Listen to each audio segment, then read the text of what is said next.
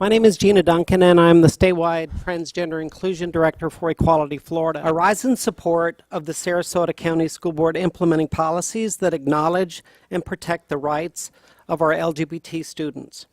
It should be noted that you are in good company with school boards across the country and in Florida that have enacted such policies. This is about providing our transgender youth with an environment where they can be their best and their brightest and come to school and learn and feel safe and grow. My name is Sally Matthews, and my son, Ray, is 17 years old, and he's transgender. He's finally at a place now where he's back to what he was before. There isn't depression. There isn't, there's always anxiety in a teenager, but he's found his own, and it's a very, very good place to be. Statistically speaking, young trans people are often subjected to a lot of punishment from society, and that includes taking a risk for just going to the bathroom. One survey commissioned by the Williams Institute of UCLA's law school found that 68% of participants were subjected to homophobic or transphobic slurs while trying to use the bathroom of their assigned gender. So many organizations, the American Psychiatric Association, American Medical Association, World Health Organization, they all agree. Being transgender is a legit thing. It's not just being confused. But something that I need to discuss today is the overwhelming fear of transphobic violence that I faced in my attempts to go back from the virtual school system to the regular school system. I was in virtual school after I began realizing I was transgender. There were a lot of reasons for this. One of them was the fact that I was afraid of assault and overall discrimination by students and staff. We do not choose to be trans. We are not in a phase. We are not a new trend. We have always and will always exist. Trans people need to be equal, just as African Americans need to be equal, just as women need to be equal, just as gays and lesbians need to be equal. Transgender people need to be equal. As long as the current policy remains in place, the human rights of trans students are being violated. This cannot continue. There is one and only one extremely obvious, very simple solution. Students need to be using the bathrooms that they are comfortable I'm in. a math teacher at Pineview and also the parent of a 4th grade student who attends Pineview. I had the good fortune of having Nate in my geometry class several years ago. It wasn't until earlier this year that I saw Nate again, this time on stage in front of a crowd of people. When I recognized Nate, it gave me such a feeling of peace. He seemed so much more confident, happy himself. I'm proud of Nate for fighting for the rights that he deserves. I have been a school board employee for the last almost 18 years now. In my time, I've never known the board to ever not provide equity to the students and the staff. Never. My son is transgender. He's 15. He doesn't go to the bathroom all day. It is unfair. It is unhealthy. It's not just about that. It's about equal access. And that's what your discrimination policy states, that all students should be given equal access. What we're talking about today is ensuring basic human rights for transgender kids throughout our county, through making sure that we can give kids the basic right to use the bathroom of their choice.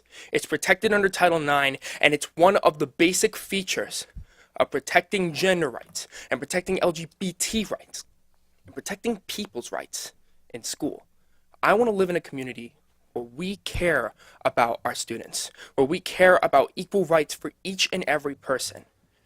The moment a person self-identifies their sex and gender, explicitly or implicitly, the discussion is ended. You have no responsibility or right to question it or enter into any discussion of it. Transgender woman. And it's not for fun, and it's not because I want to do it, it's because it's the right thing to do. People say, well, it may be your choice not to be a man or whatever. There is a choice involved, but the choice was not whether I am transgender or whether I feel that I am a woman, because I have felt that since as long as I've had feelings. The choice was whether to hide it, deny my true self in order to live by society's standards, or whether to be true to myself and be the woman that I know that I am. You know, this is all about fear, folks. And can you imagine the fear that the trans individuals are living in right now? Because they're the ones who are different. They're the ones who are obviously struggling, going through being different every day. And yourself, this is not about any of you. This is not about any individual. This is about loving and respecting your neighbor. If you want to quote scripture, if you want to take an evangelical standpoint, great. Let's all examine 1 Corinthians about what love is. That's all I've got to say.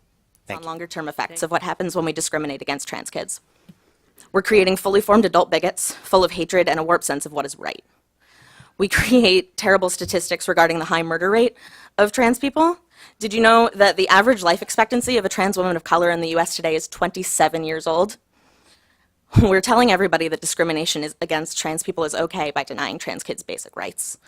The fact is that when we deny trans kids the right to use the correct restroom, we're discriminating against a marginalized community. This follows into adulthood. The trans community... I'm a taxpayer, I'm an engineer, I'm a mother. I have parents that love me, I have siblings that love me, and I have coworkers and family that loves me. But I don't have rights in this building. Do you really want me, any of you, to have your children, little grandchildren, boys, to see me in the restroom with them? I would find that offensive to what it would do to the children. And I think parents would find it offensive to see a woman in a male restroom, because I am a woman. Thank you. Thank you. I'm a sophomore at Pineview School. Very recently, following action by many community members determined to offer equal access to public facilities, Pineview became, from my understanding, the first school in the county to offer bathroom access to all students corresponding to the gender they identify as, rather than the sex they were assigned at birth. I am very, very proud. The lack of controversy at Pineview following the institution of equal access bathrooms is no coincidence. Trans people are able to go to the bathroom as they please, not causing any trouble as they do it, and nothing bad has happened. Nothing bad will happen because transgender people are not inherently malicious. It is said that the ground zero of civil rights is the public restroom, and that could not possibly be more true in our case. The Sarasota County School Board is faced with a tremendous civil rights decision, the decision of whether or not to grant trans students in the county the right to use the restrooms with which they identify, the correct restrooms. Transgender Law Center, the American Civil Liberties Union, all of them have stated before that there is no statistical evidence of transgender people harassing cisgendered people in public restrooms, yet we have this study in Washington, D.C. showing the very opposite of cisgendered people harassing transgendered people. My name is Ken Sheelan. I'm former vice mayor and city commissioner in the city of Sarasota, and I'm currently chair of the State Board of Equality Florida is here and now offering the Sarasota School Board detailed and carefully designed and tested staff training to increase understanding of transgender people, which will empower your educators with the tools needed to create a supportive learning environment for transgender people. Am I boring you, Mr. Kovac? Excuse me.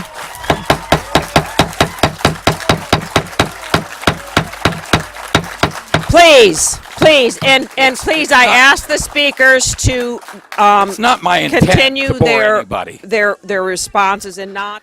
I just also want to express my dismay with the complacency of the school board in this matter, which has been demonstrated by a certain board member this evening. I have all due respect for the board members, but Please keep your comments to the.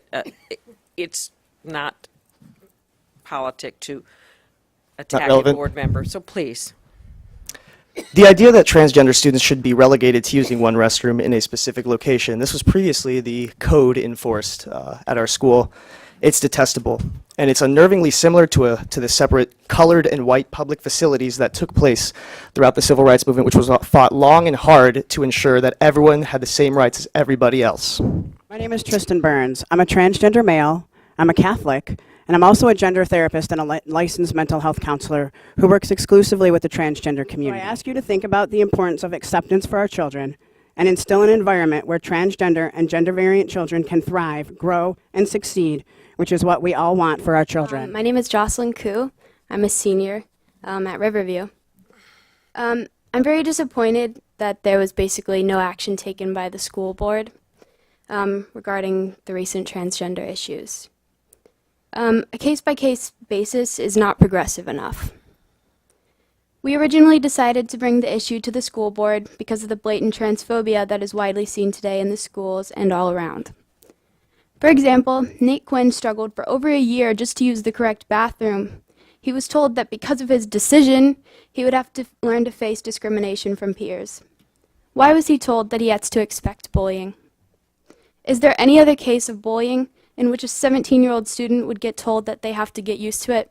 Esteemed school board members, my name is Julie Schultz and I am a non-binary senior at Pineview. By forbidding students from using the bathrooms of the gender that they identify with, Sarasota County creates an ostracizing atmosphere. This is a dangerous policy that wreaks havoc on the mental health of transgender students and creates even more bullying on campuses. The prejudiced discomfort of a few does not outweigh the fundamental human rights of others. School board members, I urge you to be the forefront of this human rights movement. We have the opportunity to create a safer and more welcoming environment for Sarasota County students. Let's make a decision that puts us on the right side of history and grant people the human rights that they have been denied. The thing that really got me about today's meeting was when we saw all of the smaller children here and talking about how much we love them and how much we care for them. And I can imagine what it was like for the trans students here to see that and see the board members respect and give so much unfiltered care and attention to students full well knowing that many of those students might be harassed in the same way years from now.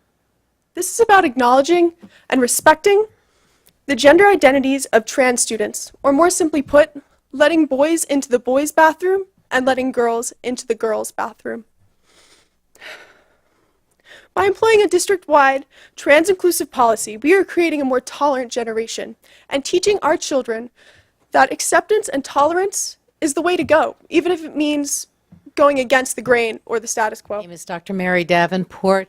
I'm a psychotherapist with a private practice in Sarasota and St. Petersburg. Transgenderism is not a form of mental illness. It just is not. It is not transgender people do not present a danger to others any more than anybody else does. Transgender people are not sexual predators. This is not about sex. Sex and gender are two different issues. I'm gender fluid, or gender nonconforming, or gender queer. All you really need to know is that I'm not a boy or a girl. This shouldn't matter, but it does. Every single day I face persecution, but most often misunderstanding.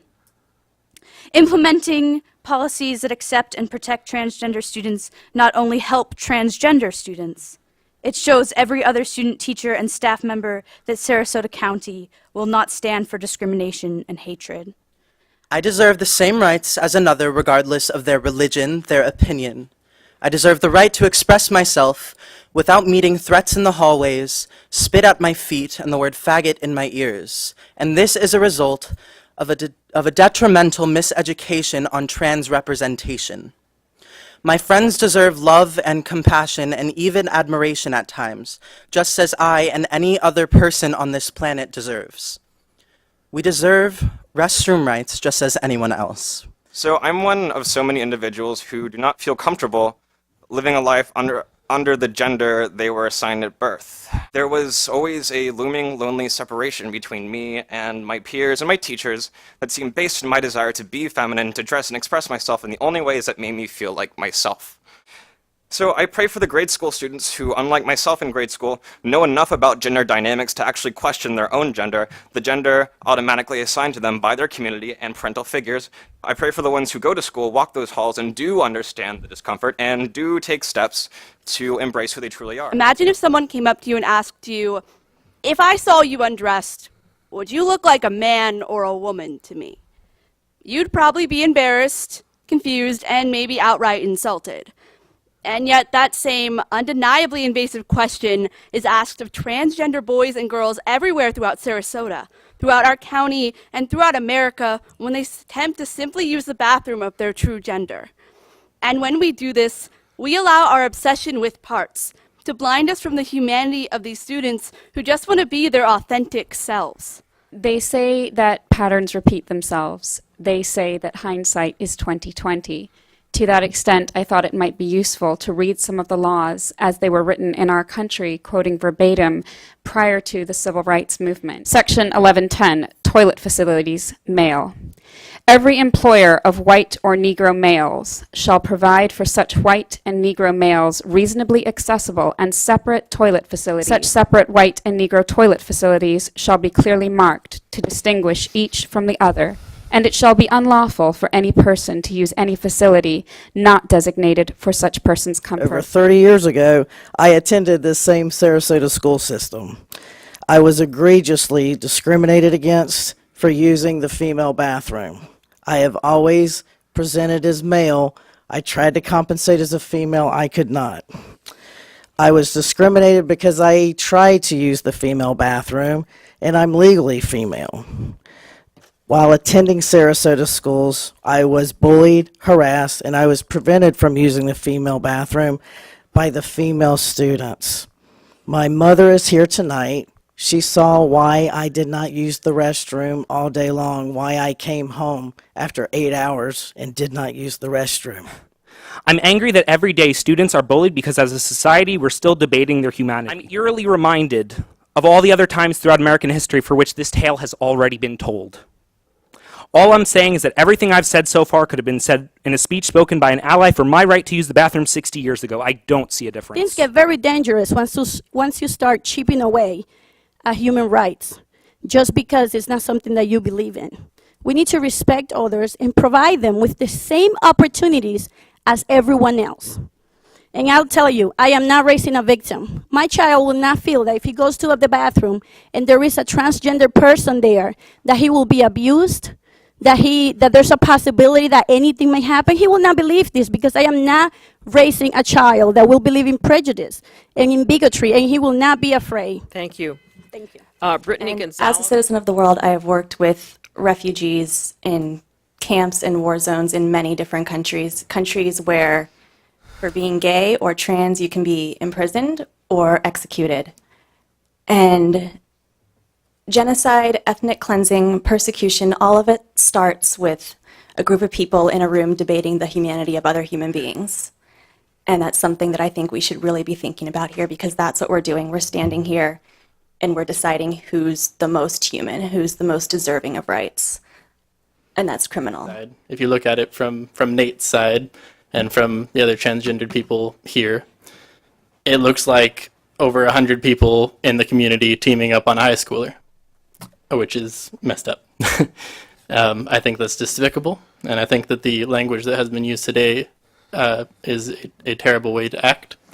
I hear that every single person in white who said respect and dignity also used the word gender confused so far. So respect and dignity indeed. I think that the way that we should conduct ourselves as a community is to listen to what the people in our community have to say. That means that we should listen to Nate's list and at least give it consideration. That means that all policies, regardless of gender, need to be inclusive. Michael Barfield. I have the pleasure of serving as Vice President of the ACLU of Florida.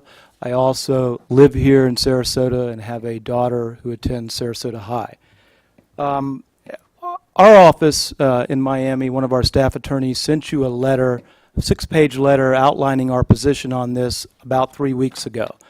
So I won't repeat what's in the letter. You have that. I presume that your legal counsel has discussed that with you, at least individually. Allowing transgender students to access bathrooms and other sex-segregated facilities, it's not just in the student's best interest.